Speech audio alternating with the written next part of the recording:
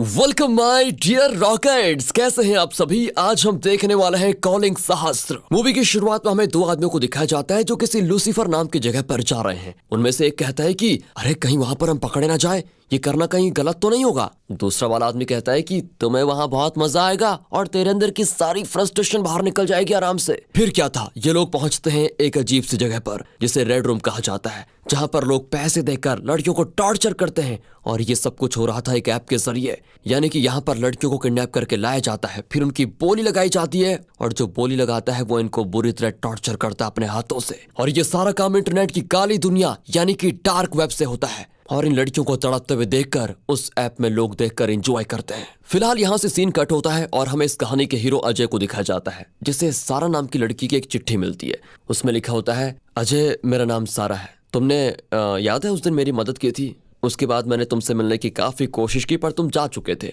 तो अगर कभी तुम्हारा हैदराबाद आना हुआ तो मुझसे जरूर मिलना। और अब अजय को मिलना था सारा से, तो वो निकल जाता है हैदराबाद, जहां उसको बड़ी मुश्किल से एक साइबर सिक्योरिटी कंपनी में नौकरी मिल जाती है। इसी बीच हमें हैदराबाद के पुलिस स्टेशन में एक यूट्यूबर लड़की को दिखाया जाता है, जो कि आए दिन लगातार हो रही इन लड़कियों की किडनैपिंग के बारे में जानने आई है। वो भी उस इकलौते आदमी से जो उन लोगों के चुंगल से भाग चुका था। इस भागने वाले आदमी का नाम है शिवा, जो कि थोड़ा लंगड़ा कर चलता है। असल में हुआ यह था कि उन्हीं रेड रूम वाले गुंडों ने उसे और उसकी बीबी को किडनैप कर लिया था, जिस दौरान उसकी बीबी तो मर गई, लेकिन शिवा वहां से बचकर निकल आया। अब पूछने पर शिवा बताता है कि अब तक 6000 से ज्यादा लड़कियों को किडनैप कर चुके हैं वो लोग। मैं तब तक चुप नहीं बैठूंगा जब तक उन आदमियों से उन 6000 लड़कियों का और अपनी वाइफ का बदला न ले लूं मैं। इधर अजय को हैदराबाद पहुंचने पर उसका दोस्त लेने के लिए आया होता है। इसी दौरान अजय किसी गाड़ी में कुछ लोगों के साथ बैठी एक लड़की को देखता है, जो कि बहुत डरी भी लग रही थी। अजय समझ जाता है कि जरूर कुछ गड़बड़ है, इसलिए ये लोग उस गाड़ी का रास्ता रोक लेते हैं। असल में कुछ गुंडे इस लड़की को अगवा करके लेकर जा रहे थे, जिस कारण अजय उन गुंडों को मारपीट करके लड़की को आखिरकार बचा लेता है।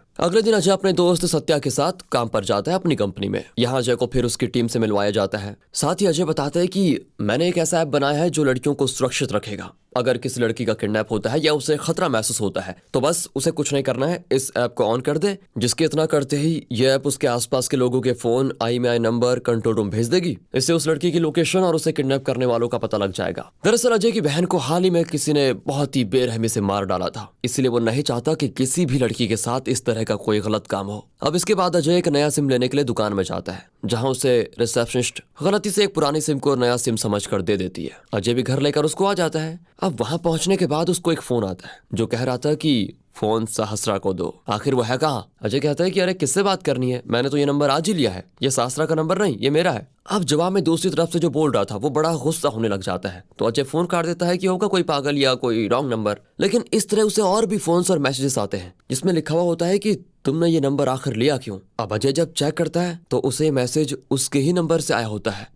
ये कैसे हो गया, ये जानकर वो बड़ा हैरान हो जाता है, आखिर ऐसे हो कैसे सकता है। उधर शिवा को दिखाते हैं तो वो अपनी बीवी को याद कर रहा होता है। जिस समय उसकी बीवी की मौत हुई थी वो प्रेग्नेंट थी, इसीलिए अपनी बीवी के केस का हालचाल जानने के लिए शिवा पुलिस स्टेशन जाता है, जहां पुलिस वाला कहता है कि अगर तुम चाहते हो कि हम तेजी से काम करें तो हमारी थोड़ा जेब भरो, तभी काम तेज हो पाएगा। बेचारा शिवा वहां से लौट आता है कि सिस्टम, क्या सिस्टम है ये। सीन होता है शिफ्ट रेड रूम की तरफ, जहाँ कुछ लोग लड़कियों को टॉर्चर करने के साथ उनके दर्द को एंजॉय कर रहे होते हैं। और ये सारा काम उस लूसीफर ऐप में बोली लगाने से होता है। बोली लगाने वालों को उनकी बोली के हिसाब से 3 लेवल में बांटा जाता है। पहले लेवल पर वो सिर्फ लड़कियों को टॉर्चर करते हुए देख सकते हैं। दूसरे लेवल में कोई भी अपने मुताबिक टॉर्चर करवा सकता है, यानी कि अगर कोई कहता है कि इस लड़की के हाथ काट दो तो बस उसके कहे अनुसार लड़की के हाथ काट दिए जाते हैं। और तीसरे लेवल में यानी कि द लास्ट लेवल, यहाँ पर बोली लगाने वाले इंसान खुद यहाँ कर लड़कियों को अपनी तरह से टॉर्चर करते हैं, मतलब अपने जो उनको करनी होती है वो करते हैं। अब दूसरी ओर सत्य अजय से बताता है कि आज स्वाति नाम की एक लड़की यहाँ पर आने वाली है, तो हमें कुछ दिनों के लिए उसके साथ बस ये फ्लैट शेयर करना होगा, कुछ दिनों के लिए यार। फिर क्या था, कुछ देर के बाद स्वाति आ जाती है, जिसे वो अंदर बैठाकर जब सत्या को फोन करने जाता है उसी वक्त स्वाति वहां से गायब हो जाती है। अजय देखता है कि कोई आदमी स्वाति को व्हीलचेयर पर लेकर जा रहा है, जिसके बाद वो भी गायब हो जाता है।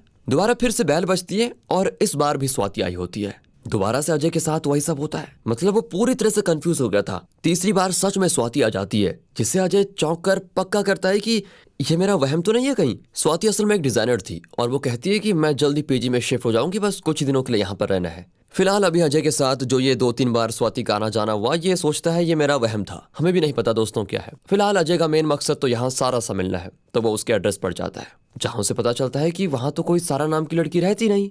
फिर शाम को जब अजय और स्वाति साथ में कॉफी पीते हुए बातें कर रहे होते हैं तो स्वाति उससे कहती है कि जानते हो, मैंने तुम्हें पहले भी कहीं देखा है। इतना कहकर वो अजय को एक वीडियो दिखाती है जिसमें अजय का पुराना वीडियो होता है जब वो पहले हैदराबाद आया था उस समय का। उस वक्त बीच रोड पर कुछ लड़के एक लड़की को छेड़ रहे थे। उस दौरान अजय ने उन गुंडों को धोया था और उस लड़की की मदद की थी, जिस चीज का वहां पर कुछ लोगों ने वीडियो बनाकर यूट्यूब में भी डाल दिया था। उसी को स्वाति ने देखा था और इस कारण वो अजय को पसंद भी करने लगी थी। अब अगले दिन स्वाति अजय के साथ सत्या का इंतजार कर रही होती है। तभी वहां पर शिवा आ जाता है, जिसे देखकर स्वाति अजय से कहती है, इन्होंने ही मेरी नौकरी लगवाई है। ये किसी तरह की अनाथ लड़कियों को जॉब दिलवाकर उनकी मदद करते रहते हैं, मतलब नेक काम करते हैं।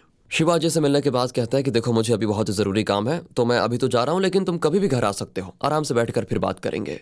अब एक दिन अजय और स्वाति कहीं जा रहे होते हैं तो इनकी गाड़ी से एक आदमी टकरा जाता है, जिसे भगवान की दया से कोई चोट तो नहीं आती। तो अजय उससे माफी मांगता है कि सॉरी, गलती हो गई। वो भी अजय से कहता है कोई बात नहीं और चला जाता है। फिर जब अजय अपने दोस्तों के साथ होता है तो उसे फिर से कॉल आता है, जो कि दोबारा सहस्रा के बारे में पूछ रहे होते हैं। अजय कहता है कि अरे मैं कितनी बार बोलूं, ये नंबर मैंने नया लिया है यार, मैं किसी सहस्रा को नहीं जानता, बार बार सहस्रा सहस्रा लगे हुए हो। तब सामने से आवाज आती है कि आप अजय हो ना, सहस्रा मैडम के पति, उन्होंने ही आपके बारे में हमें बताया था।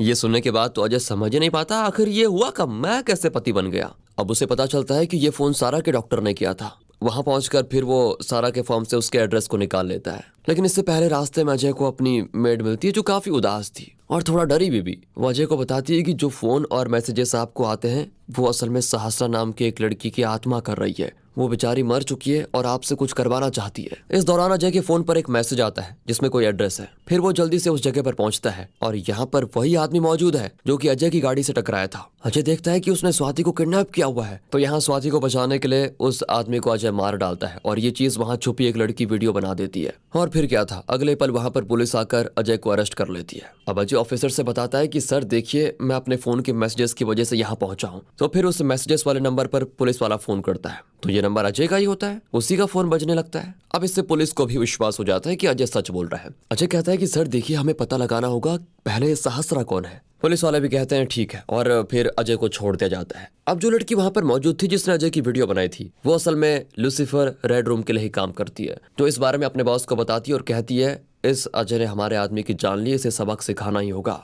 दूसरी ओर अजय सहस्रा के होटल पहुंचता है। उसकी फोटो देखकर तो वो दंग रह जाता है। असल में सारा और सहस्रा एक ही लड़की है। सहस्रा सभी को अपना नाम सारा बताती थी क्योंकि इस सहस्रा नाम से उसे अपनी माँ की याद आती थी। ये नाम उसकी माँ ने ही रखा था। सहस्रा की माँ मर चुकी थी, इसलिए फिर उसने अपना नाम सहस्रा से सारा कर लिया। अब जिस लड़की की मदद अजय ने की थी वो सारा ही थी। वो अजय के दोस्त के पास भी गई थी, पर वो हैदराबाद से जा चुका था, इसलिए उसने अजय के एड्रेस को लेकर उसको चिट्ठी लिखी। सारा असल में एक आरजे थी। उसकी और उसकी दोस्त कविता की जॉब शिवा नहीं लगवाई थी। इसी बीच सारा के दोस्तों ने उसकी प्रोफाइल एक मैट्रिमोनियल साइट पर डाल दी थी, जिसे अजय की माँ ने पसंद कर लिया था। अब जब सारा देखती है कि अजय का रिश्ता उसके लिए आया है तो वो बड़ी खुश हो जाती है। फिर एक दिन जब वो अजय का इंतजार कर रही होती है तो ना तो अजय खुद आता है और ना ही उसके फोन का कोई जवाब आता है, क्योंकि अजय को ये शादी नहीं करनी थी। अब जिस आदमी को अजय ने मारा था उसने और उसी रेड रूम वाली लड़की ने, इन दोनों ने मिलकर पहले सारा की स्कूटी को पंचर कर दिया था, फिर उसे शेयर टैक्सी के नाम पर किडनैप कर दिया। वहां पर फिर इन्हें केज में रखा गया जहां पर सारा की दोस्त कविता भी थी। अब एक डॉक्टर के लाइसेंस को कैंसिल कर दिया था, तो वो अपने ऑपरेशन करने के शौक को मिटाने के लिए इसी रेड रूम में आया था। उसके सामने सारा को पेश किया जाता है, लेकिन सारा उसको मारकर कविता के साथ भाग जाती है। जिस दौरान कविता तो पकड़ी जाती है, लेकिन सारा रोड पर जाते वक्त एक ट्रक से टकराकर मर जाती है। और जब उसका एक्सीडेंट हुआ तो वो अजय को ही फोन कर रही थी। यही वजह थी कि उसकी आत्मा अपने नंबर में ही समा गई और वो नंबर अजय को इत्तेफाक से मिल गया, और इसीलिए जो भी मैसेजेस आ रहे थे वो अजय के ही नंबर से अजय को आ रहे थे। अब ये सारी चीज सुनकर अजय को काफी अफसोस होता है कि मैं सारा के प्यार को समझ नहीं पाया और मेरी वजह से उसका ये हाल हुआ। अब आगे दिखाते हैं तो वही रेड रूम वाले गुंडे स्वाति को दोबारा किडनैप कर लेते हैं। उसे बचाने के लिए अजय फिर उनके पीछे जाता है और एक गुंडा उसको चाकू मारकर घायल कर देता है। फिर उसे हॉस्पिटल ले जाया जाता है जहां उसके सपने में सारा आती है। सारा ने अजय को माफ तो कर दिया था, पर वो कहती है मैं मर तो चुकी हूँ, लेकिन अब तुम्हें कुछ भी करके स्वाति को बचाना होगा। फिर इस सपने से बाहर निकलने के बाद वो हॉस्पिटल से बाहर आकर शिवा से बात करता है। कहता है कि हमें कुछ भी करके उन लोगों को ढूंढना होगा। शिवा कहता है कि देखो, अगर उन लोगों को ढूंढना है तो हमें बहुत ऊंची बोली लगानी होगी ताकि हम वहां तक कैसे भी करके पहुंच पाए, क्योंकि मुझे भी उनसे अपनी बीवी की मौत का बदला लेना है। और बस फिर क्या था, दोनों मिलकर रेड रूम की तलाश में जुट जाते हैं। जिस दौरान अजय अपने ऐप की मदद से पता करता है कि जब स्वाति का किडनैप हुआ था तो उसने इस ऐप को ओपन किया था। उसके आसपास के सभी लोगों का IMEI नंबर अजय को मिल जाता है। उसमें से एक IMEI नंबर असल में अजय के बॉस का होता है, जिसके घर जाकर अजय जब उससे पूछता है तो वो बताता है कि मैं बस लड़कियों को सप्लाई करने का काम करता हूँ, बाकी मुझे नहीं मालूम उन्हें कहाँ पर ले जाया जाता है, उनके साथ क्या होता है और इसके पीछे कौन है। अजय को उस समय बहुत गुस्सा तो आता है, पर वो कहता है तुम्हारा हिसाब तो मैं बाद में करूंगा। और जब वो इनसे बातचीत कर ही रहा होता है तभी अजय के बॉस और उसकी बीवी को कोई स्नैपर से मार डालता है। वो अजय पर भी गोली चलाता है, पर अजय अपने बॉस का लैपटॉप लेकर वहां से निकल जाता है। फिर वो शिवा से आकर मिलता है। शिवा कहता है कि मैंने पता किया, आज 2 लोग उस रेड रूम में जाने वाले हैं, हमें उन्हें ट्रैक करके उनकी जगह जाना होगा। फिर दोनों ऐसा ही करते हैं। जो 2 लोग जाने वाले थे उन्हें मारने के बाद ये दोनों खुद रेड रूम पहुंच जाते हैं। इन दोनों को फिर अलग अलग कमरों में ले जाया जाता है और जिसमें शिवा होता है उसी में स्वाति होती है, जिसके सर पर हेलमेट है, जिसे जब शिवा खोलने की कोशिश करता है तो उसे करंट लग जाता है। और अजय जिस कमरे में है वहां पर एक लड़की होती है जो कि अजय पर गन चलाती है, लेकिन उसमें गोली नहीं होती और तभी उस लड़की को इस जगह का बॉस आकर मार डालता है। दूसरी तरफ शिवा वहां पर टंगी कई चाबियों में से एक निकालकर उस हेलमेट को खोलता है। इस दौरान वो बिना लंगड़ाए हुए चल रहा था और इस चीज को स्वाति नोटिस कर लेती है और यहाँ रिवील होता है कि इस लूसीफर ऐप और रेड रूम का असली बॉस शिवा ही है। असल में जहां पर पहले इनका रेड रूम था तो उस जगह का पुलिस को पता चल गया और ये काम शिवा अपनी बीवी के साथ मिलकर करता था, इसीलिए उसने अपनी बीवी को मार दिया और खुद विक्टिम बनकर बच निकला। अब शिवा अजय को काफी मारता पीटता है और फिर वो अजय से कहता है कि तुमने क्या सोचा, मैं अपना सब कुछ ऐसे ही खत्म होने दूंगा। अजय कहता है कि तुम क्या सोचते हो, मैंने पुलिस को पहले लोकेशन भेज दी है यहाँ की और मुझे लैपटॉप से ये भी पता चल गया था कि तुम जिन लड़कियों को काम दिलवाते हो वही सारी लड़कियां गायब होती है, उन्हें मार दिया जाता है और मुझे तुम्हारे बारे में पहले से पता था कि तुम लोगों ने ही मेरी बहन को भी मारा है। और ये सुनते ही शिवा स्वाति को पूरी तरह मारता है, उसे नीचे गिरा देता है। फिर अजय शिवा के सभी गुंडों सहित उसके मैनेजर को भी मौत के घाट उतार देता है। अब खुद को हारता हुआ देखकर शिवा ढाल के रूप में कविता को ले लेता है जो कि अभी जिंदा थी, लेकिन यहाँ मौका देखकर अजय उसके चुंगल से उसको छुड़ाता है और तभी उसका फोन वहां पर गिरता है जिसमें थैंक यू मैसेज लिख कर आता है। इसी के साथ उस फोन के फटने के साथ शिवा की भी मौत हो जाती है। पुलिस आकर फिर सब कुछ संभालती है तो अजय देखता है स्वाति जिंदा है, जिसे देखकर वो बहुत खुश होता है और इसी के साथ ये मूवी यहाँ पर खत्म होती है।